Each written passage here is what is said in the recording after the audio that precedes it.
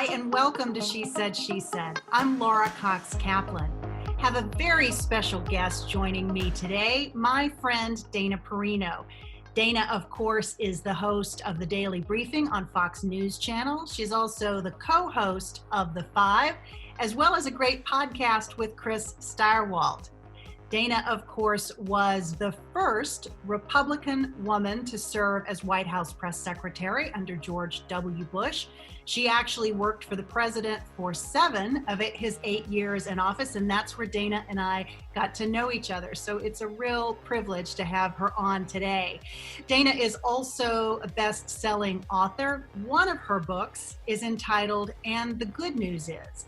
And if there's ever been a time in which we needed some good news and some perspective on putting all of this darkness into perspective and looking on the bright side, this would be it.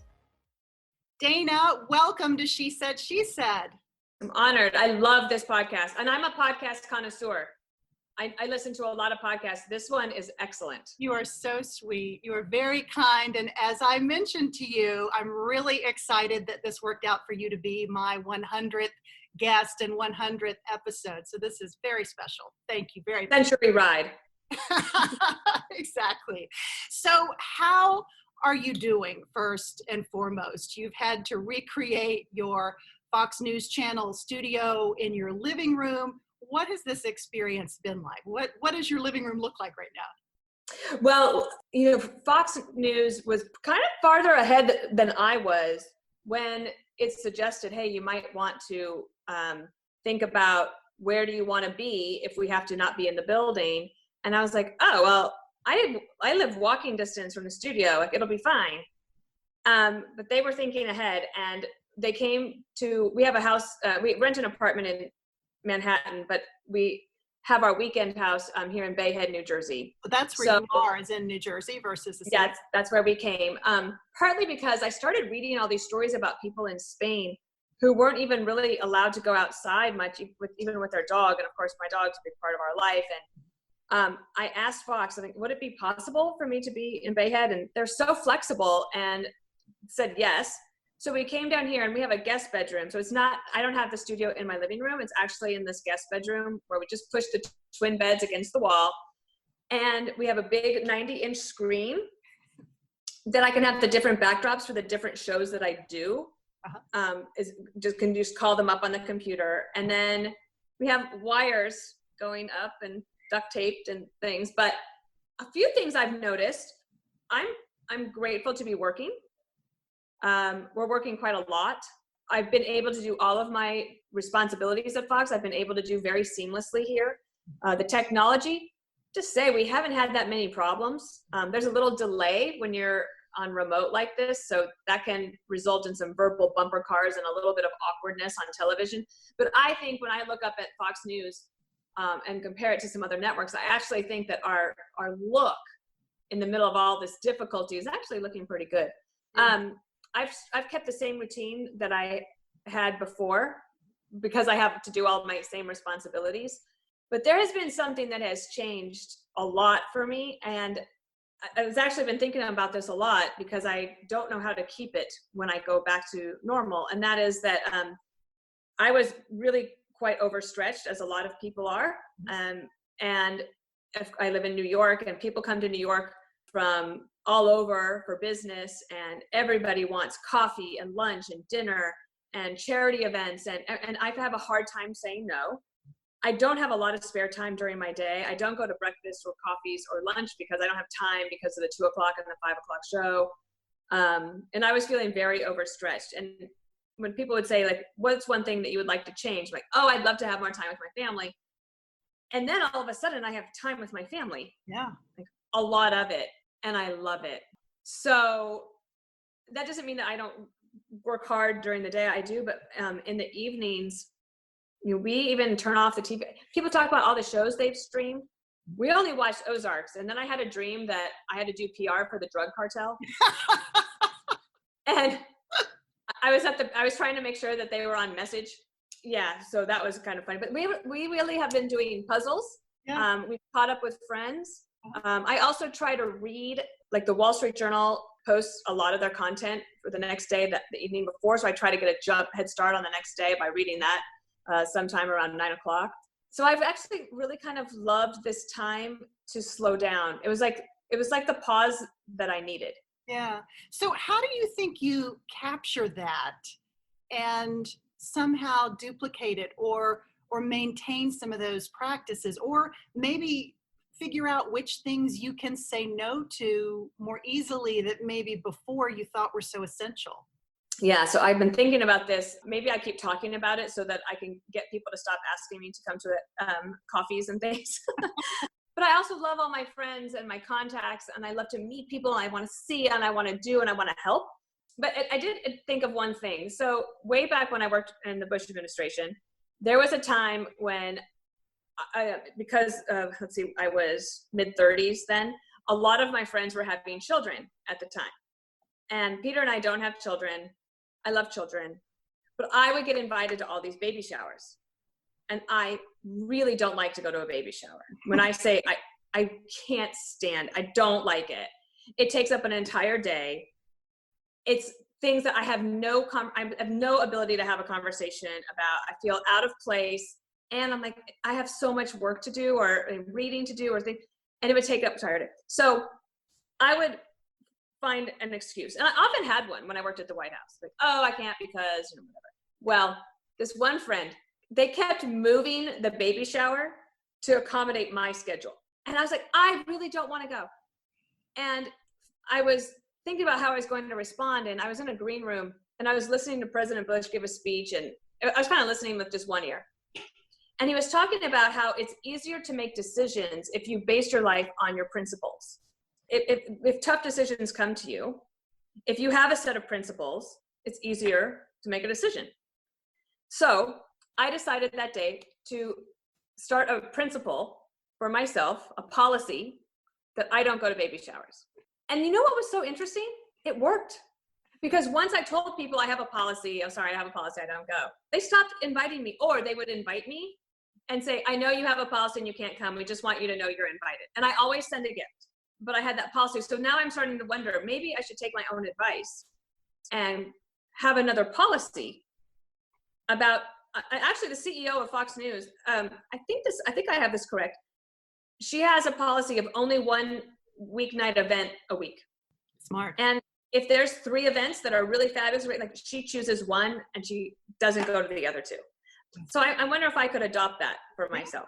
Yeah, no, it's a great idea. Or to just make a list of the things that are truly impactful in your life versus the things that really aren't. Like, what are the things that give you that sort of richness and that you feel really fulfilled from having done them versus the things that are like, something. Well, I also did something the other day. Do you know Adam Grant? Yeah, of course. Okay. So Adam had a column in the New York Times last week, and he was talking about what's it like to be an introvert during a quarantine. Uh-huh. He said, well, actually, introverts, we still actually want interaction with people. And he linked to a thing called introvert bingo. Uh-huh. And you can mark on a card how many of these characteristics you have. It kind of surprised me. I was a 9 out of 16 on introvert bingo. Interesting. And my life is so public and my work is so public. And I realized that one of the reasons I need to say no to these events is my brain feels clearer during the quarantine because I have time to think and reflect and be quiet. So I actually think I would, if I can stick to a policy like that, then I might be able to do better at everything, if that makes sense. Yeah, it makes perfect sense. I mean, I do think there is something that is akin to a closet introvert, somebody who is able to be extroverted, like yourself. I feel like I'm the same way, but really need that time to recharge, or you feel depleted if you have too much of the external stuff that's going on. There's that great book called Quiet. I don't know if you've read love that book. Fabulous book. Fabulous book. Okay, so I want to jump into a couple of other things as we think about this, just incredible time that we're living in. It's very, very scary. People are very anxious. When you think back to your days as the White House press secretary, of course, you were the first Republican woman to hold that post. But talk about the lessons that you learned that help you stay centered? You just gave me one, but talk about other examples. Yeah, and trying to look for, the good side of something that is really dark and difficult, and it's going to be horrible for some time for many people for all different reasons. I'm particularly concerned right now for the people who have never, ever had to ask the government for help or for charitable help. And they might be in a situation that is so desperate that they have to do that. And that the step from being fine to then making that decision, like, I got to go stand in line at the food bank. That is tough. I think that one thing I learned from my time at the White House is, well, a few things. One is to remember that everything will pass. I mean, there's that old saying, it does pass. It will eventually. Like, there will be light at the end of the tunnel. There will be a change. There will be something on the other side of this. The other thing I believe is really important is to not think too far ahead. So I find this a lot when I do mentoring of young women outside of the quarantine. You'll talk to them, and maybe they had a setback, they didn't get the promotion or the job that they wanted, and then all of a sudden they're thinking about 15 years down the road and what this one setback means for them 15 years from now, and then they get all spun up, and I'm like, you're thinking too far ahead. Another thing that I learned to do, I've done this actually since college. I think I would do it a few times at the White House, but it was a practice that really helped me. I would make a list of all of my worries and all of my concerns, and then I would make 2 columns. And at the top of the column, one, I would say, is this something I can do something about? Is this something I can control? Or is this something out of my control?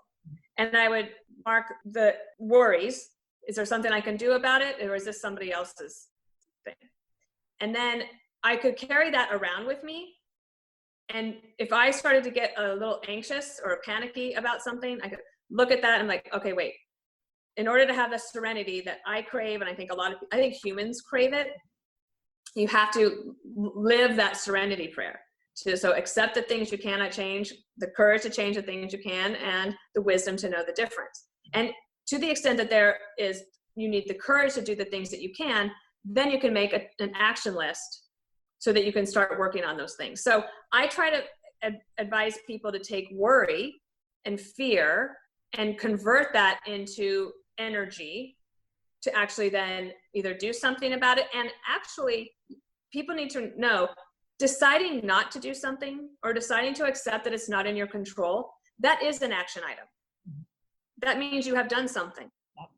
And I actually had to learn that from my husband. And when he finally told me, he said, it's okay to not make a decision right away and to let that go. That's deciding not to decide is a decision.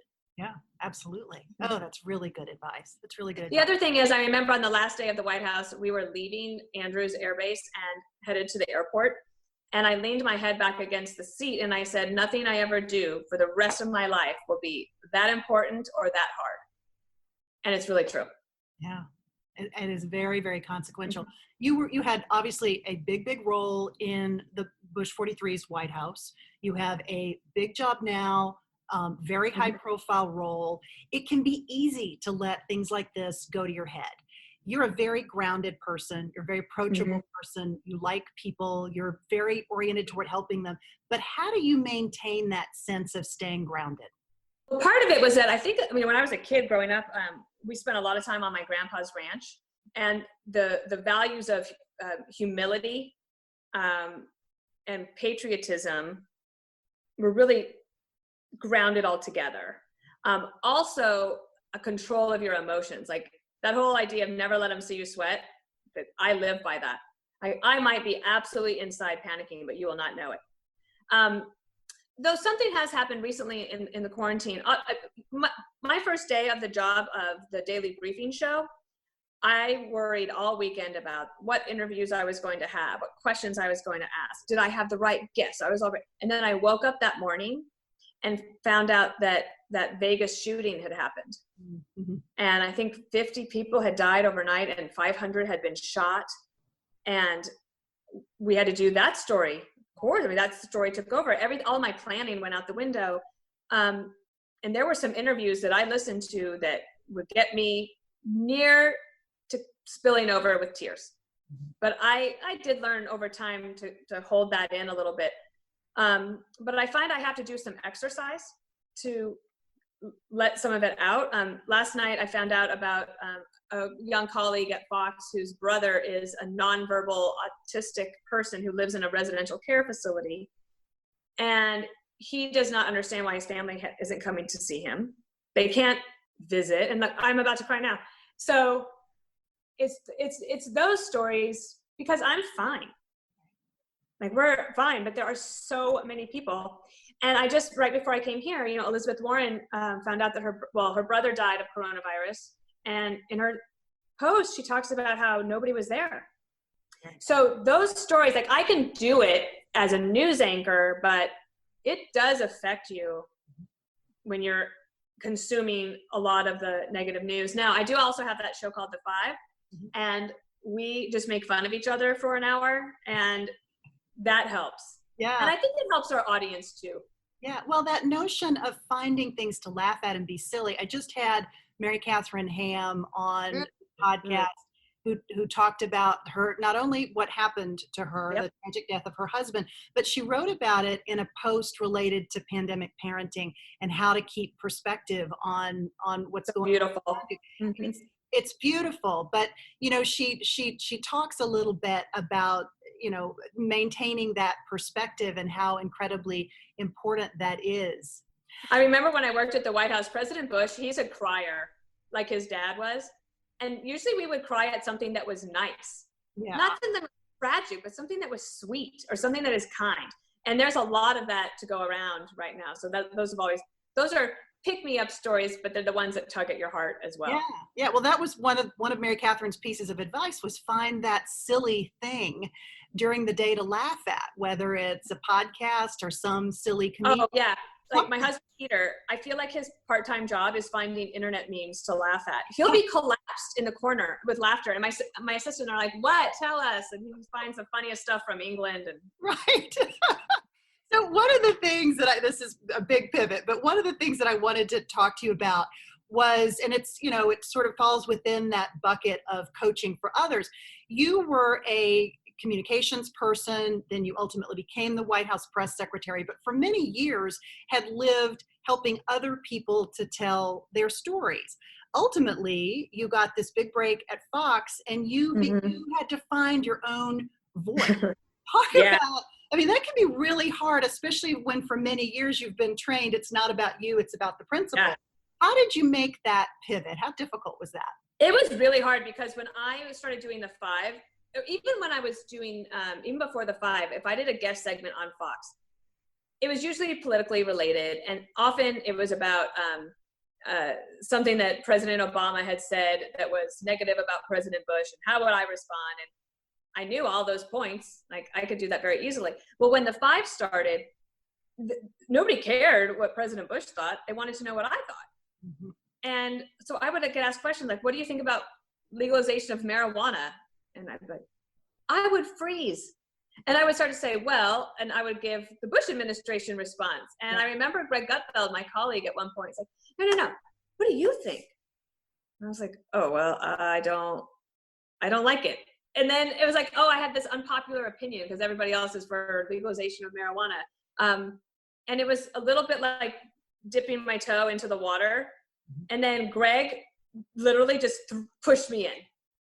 And once I realized that I could have a career change, right? Because part of my reticence was, what if this whole Fox thing doesn't work out? And what if I make it look like I'm too much of this or too much of that, and I hinder my possibility of having a business in the future where people wouldn't take me seriously? I don't know. I'm actually, as I talk about what was going on in my head, I realize how ridiculous it was. But it did take me a while to go from being the spokesperson for someone else, of which I was very comfortable doing, to just speaking from my own point of view and being comfortable with that. And Fox has been great about that too. I can just be myself. It's been a very freeing experience, really. It can be hard to not fall into that trap of second guessing yourself, which is kind of what you're talking about. The voice that goes over and over in your head is, well, should you really say it that way? Or maybe you shouldn't have done that. Well, and also I've been very good ever since I was a kid like I would do it with other people. Like my parents got in an argument. I'm like, oh gosh, she shouldn't have said it that way. Or she should have waited. She should have brought this up. Like I know exactly. I can see a train wreck coming from a PR standpoint from a mile away. So I'm like, if I'm about to say something, I can think 5 steps down the road. Like I might say this on Tuesday, but is that going to be true on Thursday? And I think that was just a training that I had. I'm still pretty cautious with what I say, partly because I do respect that there's lots of different opinions out there, lots of different experiences. I'm very reticent to criticize any White House communications staff too much because one, I've been there, and it's usually not a communications problem, but a fact problem. And we don't have all the information. We don't know what they're dealing with. So I try to have a light touch when it comes to criticism. Yeah. Yeah. So the same is probably not true for the people who, snark at you or criticize you either on social media or, even people who aim to give you constructive criticism. But, you've been in these high profile roles for many years now. How do you learn to know who to listen to? Whose advice do you listen to and internalize versus the people that are just sort of snarky or that have a particular vested interest that may not be in the best interests of yourself? Yeah. I was just thinking about, I know all of us need a haircut. Oh yeah. There's a lot of debate on whether I should cut my hair short again. And I'm telling you, I'm about to do it myself because it has gotten pretty long. So I'll see that sometimes. I took a lot of abuse during that 2016 presidential election. And I didn't know that it was Russian bots until 2017. And it was hard. I mean, there were times when I felt like just walking away from that career, or I'd be in like the fetal position under my desk. And it was actually Eric Schmidt of Google who pulled me aside one day when he heard me describing this and said, Dana, they're not real people. These are not your fellow Americans who don't like you anymore. And that really helped me have a different perspective. And then I've changed like my settings on Twitter. I only look at comments from people I follow. That eliminates abuse almost immediately. And I have friends now who are in the business who will say, oh gosh, people think my show is too much of this or too much of that. I'm like, and they're basically making decisions based on, that criticism and that feedback. And I said, just turn that off. Do what you think is right. And once you get comfortable knowing that it doesn't matter what they're saying, because it doesn't affect you and you don't get fired and everything's fine. Yeah. You give yourself some room to breathe. Absolutely. So you, a few years ago, wrote your personal story in a book, the best-selling book called And the Good News Is. When I have talked to women on this podcast in particular about writing their own stories and sort of going back through that journey, inevitably they'll say, yeah, I learned something that I wasn't aware of, or it sort of crystallized for me something about my story that I hadn't thought about. Did that happen for you? Yeah. What was that? What did you learn through the process of articulating your story in that way? Is your firstborn a daughter or a son? So Ben, who's 12, and then our second is a daughter, Lane Elizabeth. Are you a firstborn daughter? Well, yes, first and last. I'm an only child. So only child. I ask only because sometimes in a big audience, like if I'm talking about my book, I'll ask them like, is there any firstborn daughter in here? And the ones that raise their hand, like, okay, let me guess. You are over planner, overachiever. You want to make sure everything's perfect. Like, yeah, and everyone nods. Yep. And one of the ways that I think that manifests is that you become somebody who wants to plan out everything and to be very organized. Like, okay, so when I am 22, I will have done this. And when I'm 25, I'll have this, and 37, blah, blah, blah, blah. And I had kind of known that my plans had been disrupted by something that God had in mind, like a better plan or a better idea. But when I wrote the book, I looked back at all these little moments of my life that had led to the point where I get to actually write a book that someone would care about reading. Everything that I planned did not happen. It's amazing.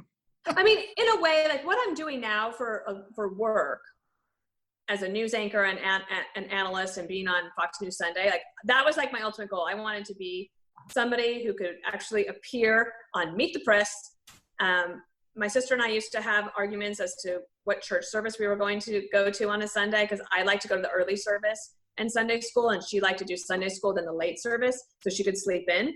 But if we did early service, I got home in time to watch the Sunday shows. And so I was a nerd from the beginning. But so I think that was the biggest lesson, is that I think it's good to have goals, but not restrict yourself so much to a plan that you miss opportunities that might come your way. Yeah, absolutely. It's so interesting because Carly Fiorina gives the exact same advice. I know that your work on the book inspired you to focus on ways that you can help other women. I think you've always done that, but it really maybe crystallized some of the lessons, your own lessons in your mind. Yeah, definitely.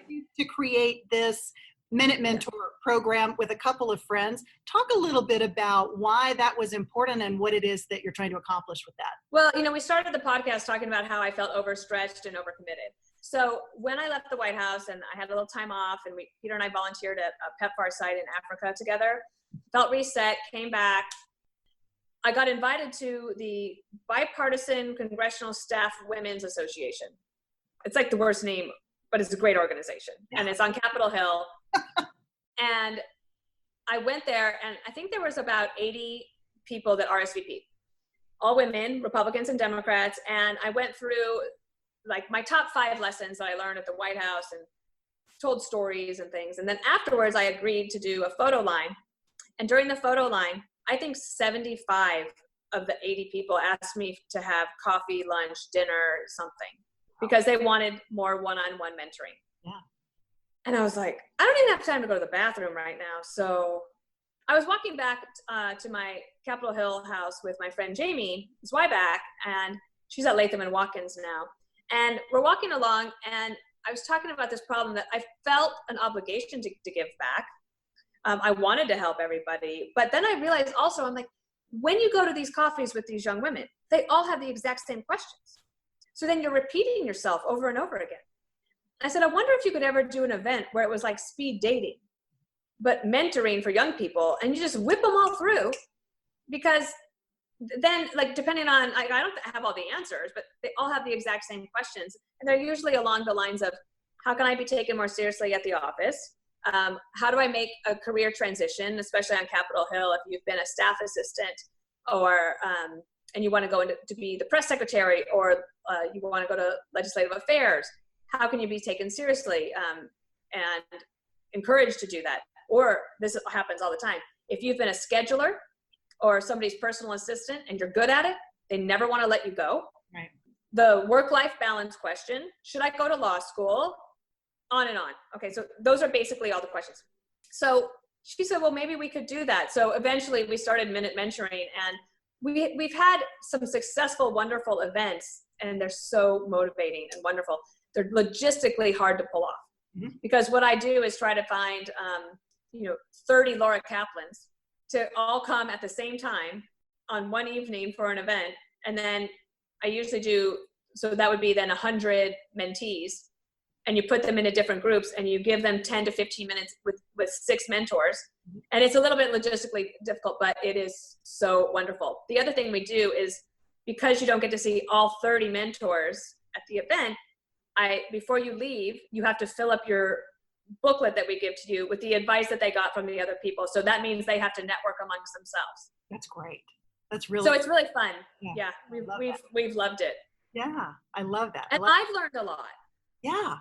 Yeah. I mean, inevitably, the more that you have an opportunity to talk about your own story, the more it reveals to you these lessons that, hopefully you're continuing to learn no matter what you're doing, which I think is kind of amazing. It's part of why I love this podcast so much, because I'm always learning not only about the person I'm talking to, but I'm always learning something or gaining perspective about my own. I actually got a better answer about work-life balance from Megan O'Sullivan. She worked in National Security Council during the war, and we were not at a Minute Mentoring event. We were at a Bush Center event, and one of the young people raised her hand and said, how do you deal with work-life balance? And she had the best answer. She said, I have learned to not think about work-life balance as over the course of a day or a week. I've thought about it over the course of my life. Mm. So she said when she worked at the White House, she's like, that's a once-in-a-lifetime opportunity. We were at war. She worked 18 hours a day. no matter what. She said, I missed birthdays and phone calls and friends and events, but I knew that it was a limited time in my life to give that time. Well, now she is at Harvard. She is an author. She's also now a mom.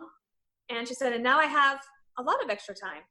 And I love that, because there are times in life when you are going to be working really, really hard, like in the middle of a pandemic. If you work for one of these companies that is trying to provide personal protective equipment for medical personnel, you are going to be working around the clock, but it's not going to be forever.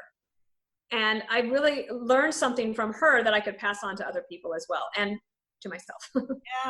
No, that's really great advice. So I want to pivot sort of and talk a little bit about life at your house and your baby, Jasper. Very near and dear to your heart. I know he's sitting nearby, or he was. When we he went over to, he and Lucy have a similar setup. He's got his own chair over there. Oh, good. Yeah, Lucy's sitting there. Expensive chair for a dog, really. Right. Okay, so you wrote a book about Jasper, and I know you described this as a chapter that you had actually included in your memoir. The memoir was running long. Your editor said, cut it. And you said, oh, it's paining me. But ultimately, you found an opportunity to write it. When I picked up the book, I thought it was going to be a book just about Jasper. And while it is, it's also a book about connecting with people through pets. Talk to me about this sentiment. You describe this so beautifully in the book. Talk about that from your perspective. So dogs have always been a big part of my life. I mentioned growing up on a ranch, and there were working dogs. There's also one house dog, Mo, who used to get groomed, and he hated it. The first thing he would do when he got groomed, he would come home from town and he would go and like roll around in a manure pile so that he could hang with the other dogs. It was very funny. He knew. Obviously, I've lived in a couple of cities that are generally, you find more liberals than conservatives there. I have had a rule for a long time that I don't do politics at the dog park. I don't talk about it ever. Even if people really want to know what I'm thinking about what's going to happen in the election. Sorry, we're at the dog park, don't talk about it. And I have found just ways to connect with people outside of work that gives me so much joy.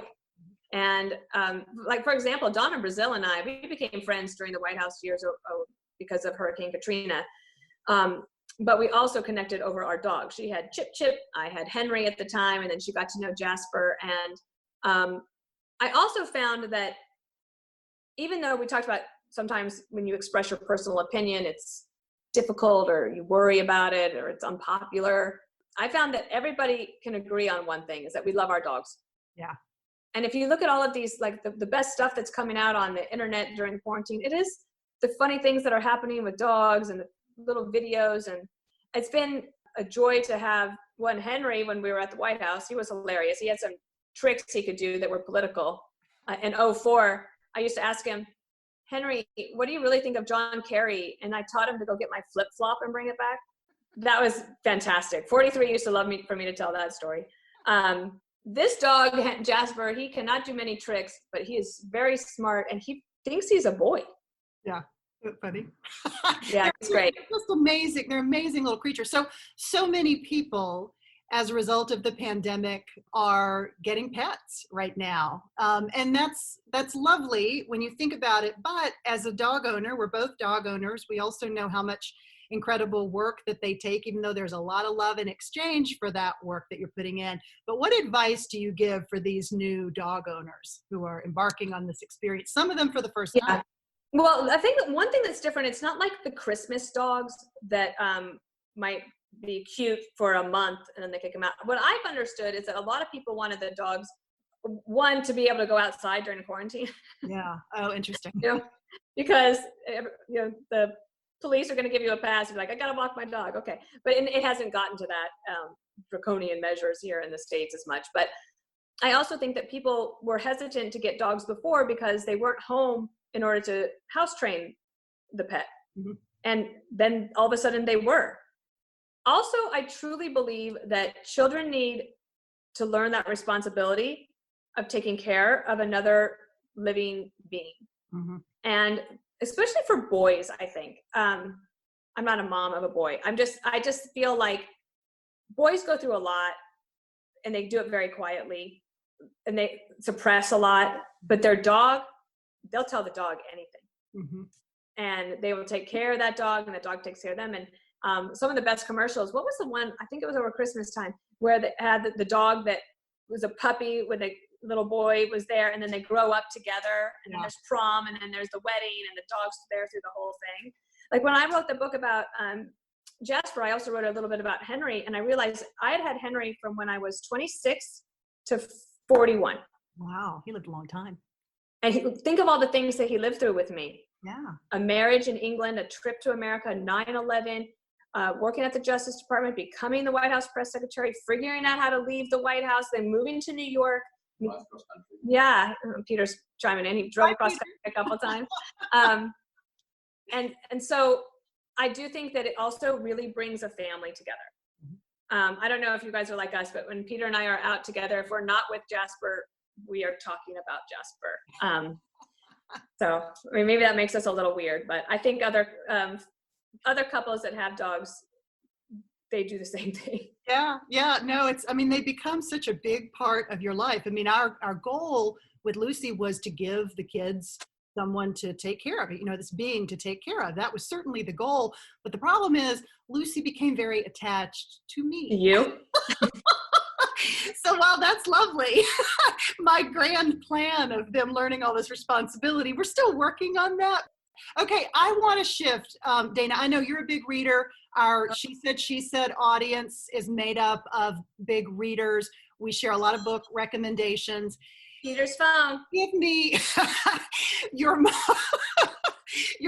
either your most recent favorite book or the book that changed your life. I'll let it be your choice. Oh gosh. Or maybe I read fiction mostly. I read a ton of it. I wouldn't say the books changed my life, but I highly recommend to everybody, if you haven't read Ann Patchett's work, start at the beginning and go through. It is the most enriching experience. And I have had the pleasure to get to know her a little bit. She is in Nashville. She owns a bookstore called Parnassus. She wrote a book called Patron Saint of Liars. This book is so good. And last December, when I had a chance to be in Nashville, I stopped by Parnassus, and she brought me an original signed copy and gave it to me. Oh, how lovely. So meaningful. And I've recommended this book to so many people. And Elena Plott of the New York Times, I recommended it to her, and she tweeted that it was the best book that had been recommended to her. So if I could recommend a book, I would say Ann Patchett, and then I would work through the rest of her work. State of Wonder by her is really about the quest for a vaccine or a pharmaceutical. Oh, wow. Interesting. Yeah, and it takes you all the way down into South America and the work there. It's fabulous. Yeah, well, I'm trying to ask all the guests who come on for their book recommendations, because everyone's looking, especially right now, but always really, but especially now, they're looking for those book recommendations, and we're including those in a newsletter that we produce at the end. Oh, good. Where we talk about the episode, provide a few more details than what you may get by listening, and then also these book recommendations and podcasts and other things. Your empire is growing. So exciting, so exciting. Okay, last question. I ask everybody who comes on for their best piece of advice, their life hack, or their mantra, something that is sort of your constant go-to. Maybe it's something you wish you had known when you were younger, or maybe it's something that you tell other young women when you're doing the Minute Mentor program. What would yours be? It's hard to choose just one. But I would say for younger people, I'm just begging them, please do not worry your young life away, because it's not getting you anywhere. And I go back to that idea of how can you turn worry and fear into energy that you can drive some action, and to have some fun along the way. I mean, I worked a lot. I'm having more fun now, but I wish that I hadn't worried so much, because the worry got me nothing. That's exactly right. Dana, thank you. Love, this was so fun. I loved seeing you. Yeah, you too. To learn more about my guest, Dana Perino, you can check out the show notes for this episode 100. Really excited to celebrate that today. And most importantly, I want to thank all of you for your support and for the investment of your time in She Said, She Said. It is incredibly gratifying to me to have you alongside me for this incredible journey. I learned so much from the amazing women that are kind enough to join me on this podcast, and I hope that you do too. I also love hearing your feedback, your thoughts, your perspectives, topics that you want to hear more about, so please keep that coming. And if you have not had a chance, please be sure to sign up for the weekly She Said, She Said newsletter. I include additional content that complements every episode, and we'll be doing a little bit of a celebration for episode 100 this week. So as always, thanks so much for listening, for investing your time, and for being part of this community. I really appreciate it. Be safe and be well.